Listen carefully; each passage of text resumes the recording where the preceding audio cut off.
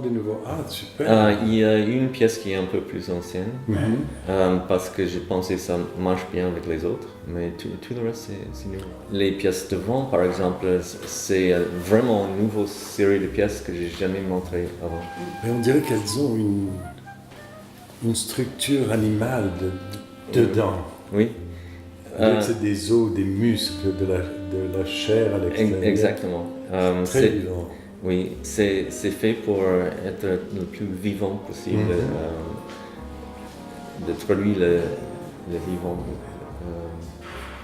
Et puis leur façon d'attraper la lumière aussi. Oui, C'est aussi. exceptionnel. Oui, c'est presque une illusion optique, la dimension de profondeur. Puis on dirait qu'elles sont allumées intérieurement, qu'elles ont de la lumière. On dirait qu'il y a d'autres couleurs qui sont reflétées sur la pièce, plus que les pièces ont la couleur dans elles-mêmes, comme je les vois. C'est le sablage qui est sablé sur les mailles qui fait un effet optique qui est étonnant. Ça reflète la lumière. C'est une réfraction de lumière avec la couleur et la blanchité de la porcelaine derrière. Et ça fait plusieurs couches, un peu comme les peintres de Renaissance. Il y a plusieurs couches des choses qui se passent. Comme des glacis, disons. Oui, exactement. Si c'était de la peinture, ce serait des glacis. Ouais. Exactement. Mais j'ai étudié pas que l'art, pas que céramique, beaucoup de les deux, mais aussi science. J'adore la science, j'adore l'astronomie, j'adore le début de la vie, l'exoplanète, tout ça, des fossiles. Oui. Donc, mes pièces, c'est très très vivant pour capter ce mystère de la vie. Oui. Et moi, ce qui m'intéresse, c'est l'oxydation de l'argent qui se trouve sur le papier dans les produits qui servent à révéler ces oxydations. Mais ce que je fais, c'est normalement on travaille toujours la photographie noir et blanc, enfin le silver printing, le papier argenté, je pense que ça s'appelle en français. L'argentique.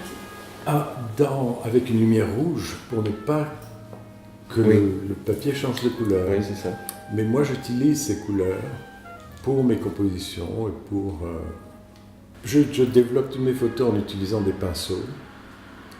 Oh, des pinceaux. Oui. Je trouve très primitif de mettre tout le papier dans un bac et d'exposer le tout. Parce que quand on prend une photo, il y a toujours des éléments auxquels on n'a pas pensé, qu'on ne regarde pas vraiment, mais qui sont là parce ils font partie du cadrage. Et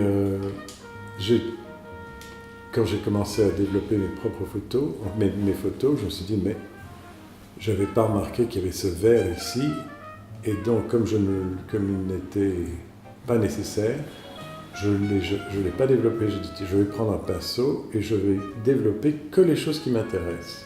C'est étonnant que les photos de toi et mes pièces marchent super bien ensemble. Très bien. Parce que tous les deux, c'est organique, tous les deux, les colorations presque identiques. Oui. Et la subtilité de la surface. Oui, c'est la surface. Ça ressemble énormément dans certaines... Mais le dessin, je crois que le dessin, c'est la chose la plus importante. Il faut du dessin partout. Quand il n'y a pas de dessin, il n'y a plus rien.